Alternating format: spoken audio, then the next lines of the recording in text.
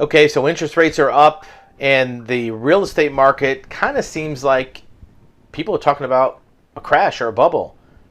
But is this really the best time to buy a house? Put your comments below. Let us know what you think. But here is some realities of the real estate market. The current environment of elevated interest rates and a pause in the market might be the best time ever to buy a single family house. Here's why. When interest rates are higher, that gives you an opportunity to reduce your home value. No, I don't mean that prices are going to go down, but look, whatever the market is today, if you're looking at a house that's 460 or 470 and the interest rate is at 5.5%, imagine what that price would have been if the interest rate was 2.5% or 3%. The house would have been well over 500,000.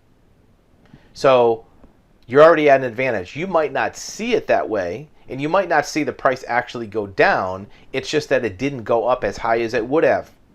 So if your interest rate is 5.5% or 6%, be glad that it is, because that's keeping the price of the house down. And remember, the price is a one-time thing. That will never change. Whatever you pay for the house, that price is locked in. Your interest rate may or may not be locked in. If the rates go back down someday, you can refinance your mortgage and use a lower rate. So the fact that the rate is higher might work to your advantage. What about the price point of the market? Well, right now what's happening is people are taking a pause. It's not as much of a frenzy as it was for the last year and a half. There's a few more homes on the market. There's a little bit more inventory. The homes are lasting a little longer on the market. The prices have not gone down, but the homes that are available have a higher volume of choices. That helps you, because up until maybe 2 months ago, you had to take whatever you could get. You couldn't be choosy about the house you picked up. You just wanted any house. You may have put bids on 5 or 6 houses and got nothing. Now you might have 5 or 6 houses to choose from. So that gives you more choosing power. It's not going to beat the price down too much. Somebody who overpriced their house a little bit or took a big shot with a high price, they might have to back off a little bit, but it's not going to go below where the prices were a year or 2 years ago even. It's not going to go back down to that level. It may hold them at their current level for some period of time, maybe 6, 8 months, maybe 9 months. But don't be fooled. The price appreciation will continue. It may not spike up as much as it did from 2019 to today, or 2020, let's say, until today. But once this pause gets settled and people kind of get their bearings again and kind of reset their expectations and reset their mental clock, prices will continue to rise again. Why is that? Well, the fundamentals have not changed. There are still 5 million people that are home buyers that want to buy a house that don't have a house to buy. There's a shortage of homes for buyers that has not been resolved. In fact, the higher interest rates have slowed down the construction of new homes, because builders are taking a step back themselves, saying, wait a minute, maybe we don't want to have this much inventory because the rates are going up. There may be, and there's still just as many people that need houses. So this could be a little plateau where all of a sudden the wave of inventory being available starts to flood the market a little bit. And by flood, I don't mean that there's 3 months supply of homes. Maybe instead of 2 weeks supply, there's 5 weeks supply. So you may find there's 3 or 4 houses you can choose from in your area that are desirable. Maybe you don't have to have an all cash offer with no contingencies. Maybe you can do a formal 20% down, finance contingency, do an inspection type of deal on a house. The price is not going to be less than what it was 2 or 3 months ago. The prices will stay the same. Look, sellers got used to this is what they expect for a house. And buyers have mentally accepted the idea that this is what it will take to buy a house. It's not going to go backwards. This is not speculation where people have to sell like it was in 2008. This is a completely different market dynamic. It is supply and demand, and buyers still want to buy homes. So look for a deal, certainly. You're not going to probably be able to lowball a price or maybe offer much less than the asking price, even at all, because unless houses pile up for the next year, people aren't going to be looking to discount their house. How do we know that? Well, think about you as a buyer. You're a buyer who's been maybe looking to purchase a home for a year. Average home buyer right now has been trying to do something for a year. Has it all crept into your head that you might be waiting for the prices to go down? Maybe you'll wait a year for it to go down. Maybe, you'll see what happens. You have patience, right? Does that sound like you? You have patience to maybe see if you can get a deal. Maybe the market will go back to normal. So that's your patience. What is your patience as a buyer compared to the seller? You probably have less patience than a seller. Seller already's got a house. They don't care. They don't have to sell right away. They're in their house. Most sellers are not financially stressed, like they're going to go bankrupt or they can't pay their mortgage. Most people have low mortgages. They have mortgages in the 3 to 4% range. Have a low payment. They have equity in their house because their house went up in value. They're not in a rush. They don't have to sell. So even if it looks like, well, maybe I can't ask $850 for my house that I bought for $300. Maybe I'll ask $799. Okay. But they're not going to take $750, $760, $770 because they don't have to sell.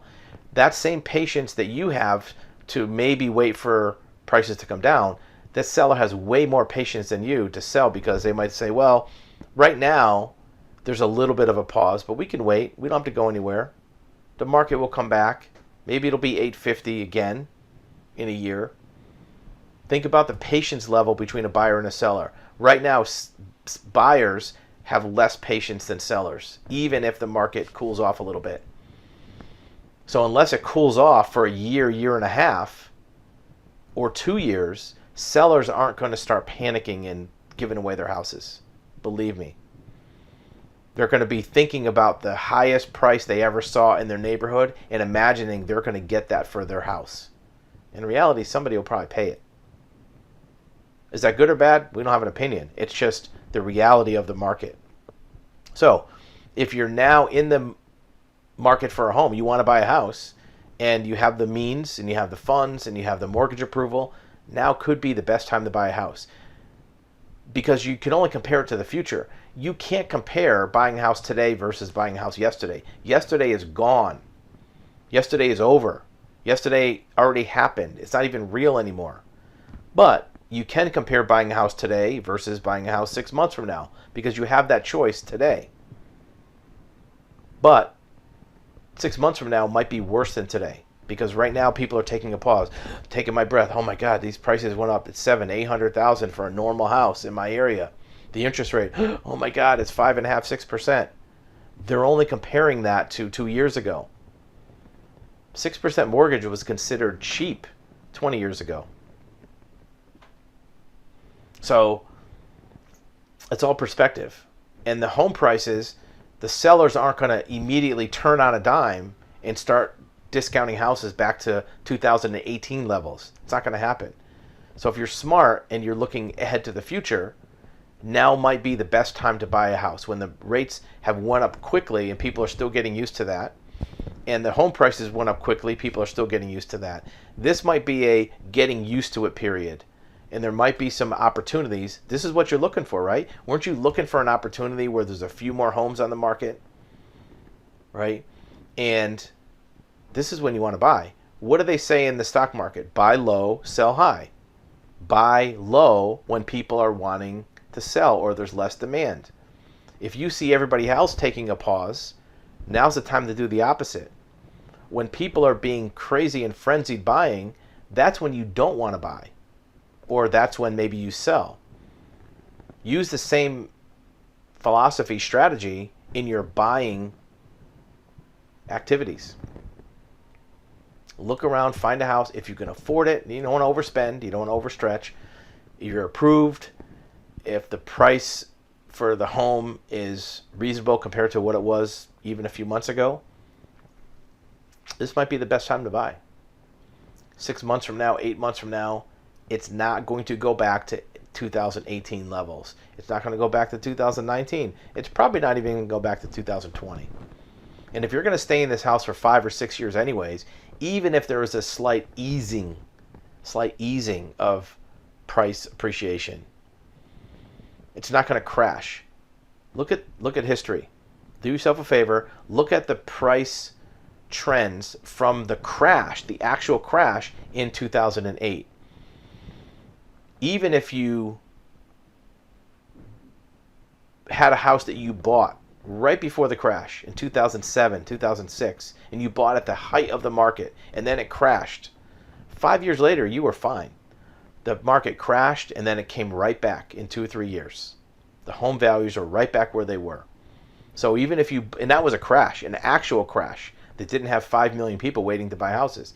Today, it's different. So even if the market eases a little bit and people kind of get a little bit, tired and exhausted of these high prices and kind of slow down a bit, it's not going to crash. And in 2 or 3 years, it's going to be right back to where it was. So think about that. Even if we have a recession, which we probably will, and inflation, which we already do, home values, people need to have a roof over their head. They can afford to maybe drive less miles at $6 for gas. They can afford, or they can make their life work with maybe less groceries, less going out to eat. You can't live without a roof over your head. So people need to have a house. And people need to have a car. That's why both of those markets have zero inventory. Go buy a car dealership in your neighborhood, the big Ford store, the Toyota store. What's on their lot? Nothing. It's empty. Because people need to have a car. Same thing with homes. Homes are still selling quickly. People need to have a roof over their head. That's not going to change anytime soon. So tell us what you think in the comments. The answer to the question is now the best time to buy a house?